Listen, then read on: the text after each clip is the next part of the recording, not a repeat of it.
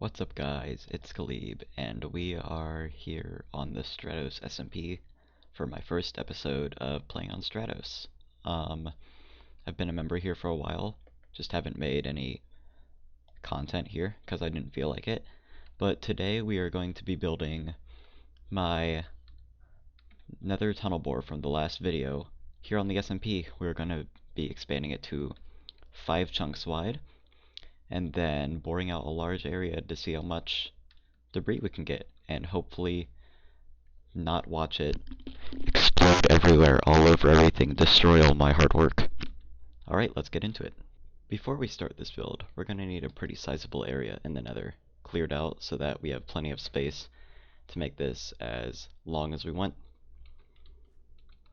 Well, that was easy. Thanks to AI Admin, the one with the pretty decently high number on the scoreboard, for digging out most of this. I don't think he ever stops digging. He also got all these materials, which we have here. So we can start building this bore. This is the actual bore that we want to build in the SMP.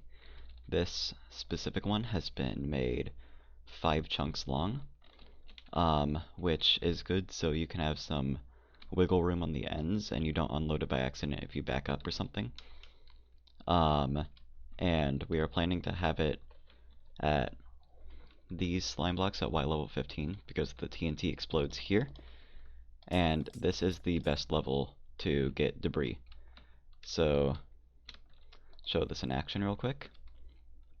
Obviously first it moves forward without exploding, and then the second time we activate it, it will set all the TNT.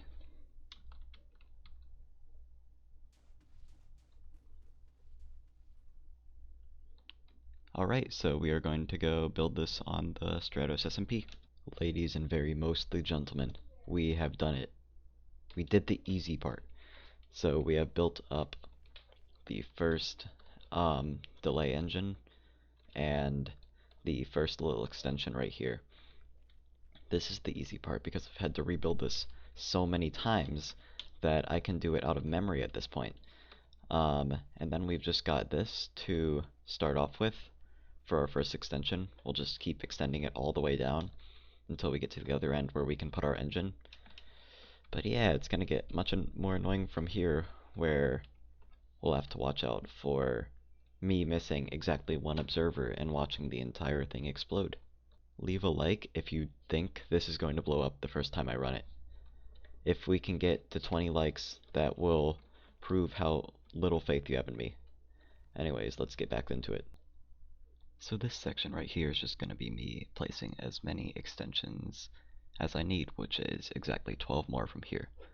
That way I won't have to measure how far the other delay engine needs to be from the wall, so I can build this as easily as possible. You get to see me struggling to place pistons right, which is probably good for you, and I get to sit here and just chat to you for a second until I say we are done. Now that we've put in all of the chains, we just need to put in all of the observers and the 2x efficiency extensions. So let's do that real quick. And done. We now have all of the extensions we need. I put them there through magic. You saw no cut. But there's all the extensions we have in the efficiency circuits, and now all we need is the scary part, which is this delay at this end, which for some reason it's way more complicated than the others. So this is definitely going to be the part where it could possibly fail. So let's just do it. We have made the entire tunnel bore all up right here. All the extensions are in, both of the engines are in. I've been double and triple checking this for like the past 20 minutes or so. I'm still convinced that it's going to die immediately when we first activate it. We don't have any TNT yet, but that's fine since we can probably find some later. And our first test is going to be without TNT. So here we go.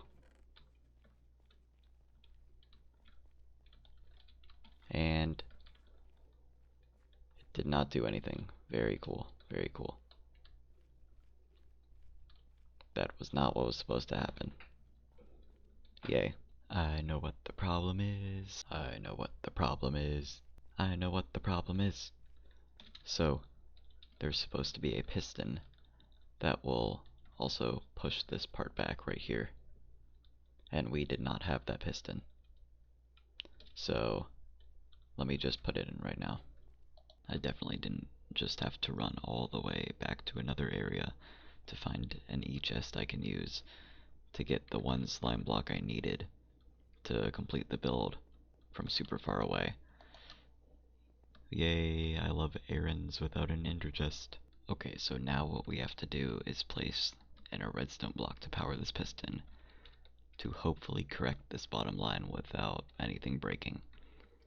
Not really crossing my fingers here because I don't think this will go well, but here we go. Alright, it's all going down to the end.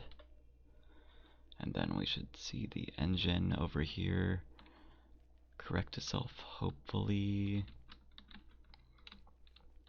It looks like it's in position. It is in position. Did that actually correct itself? Did that work?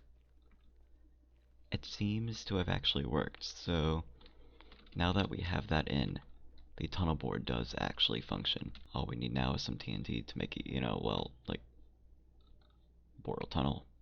It seems that AI did so well with gathering each of the materials that we have a surplus in every single box. So, since we have this many extra resources, I'm going to do the right thing.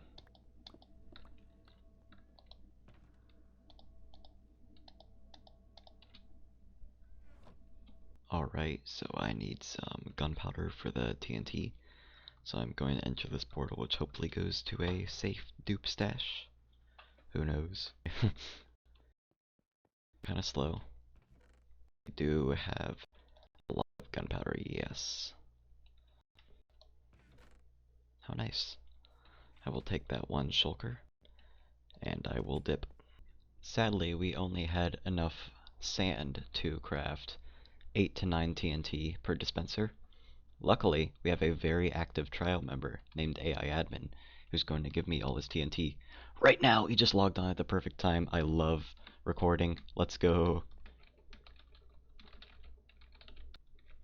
Oh my gosh, I'm gonna ban him for cheating. And he left. And this is the worst. Set my priorities straight real quick. For a moment, we can just admire the workmanship of this nice nether hub. Not the most intuitive without like piston bolt networks and everything, but still pretty nice. The decoration is nice at least. Sadly, there's no AI admin to give me TNT. Who did this? Who, you know what? Who did this? Who did this? Who did this? We have obtained the goods. We've obtained the goods, and we're gonna go blow stuff up with it. Let's go look at all these explosives. Let's go. Now we just gotta stock up all the dispensers, and I will do that real quick. So I just came back from running the bore, and it working perfectly. Sadly, I have not gotten a usable clip yet because my encoder loves to overload. So now, after changing some settings, hopefully it will actually record this time. So I'm gonna open that. It's gonna all move forward. Perfect, perfect. All good things. Then when I do it again, it does a bit of explodey, explodey, and all of this is cleared out. Perfect, perfect, perfect.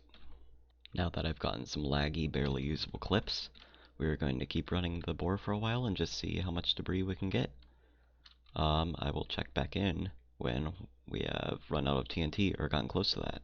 The nether bore has been running pretty far with 36 TNT being loaded in each dispenser. So, with all of that mining, let's see how much debris we got. We already got 60 ancient debris. That is a lot of armor for everyone. And if we get some more TNT, we can keep running this super far and getting netherite for everyone. So it works perfectly. I will soon be releasing the world download for it, so watch out on TBA because I will be likely releasing it there, since I have confirmed that it does work in survival.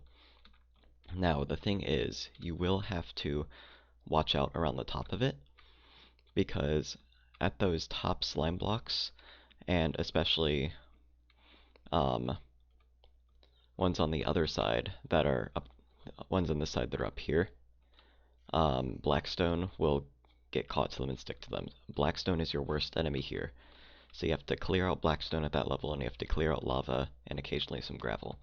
But other than that, it's very easy to run, and then just dash to the other end, looking out for debris and clearing stuff that you need to, and then activating it again. Hope you guys enjoyed this first episode on the Stratos SMP. I'll be sure to make some more in the future because I had fun recording this. And goodbye for now.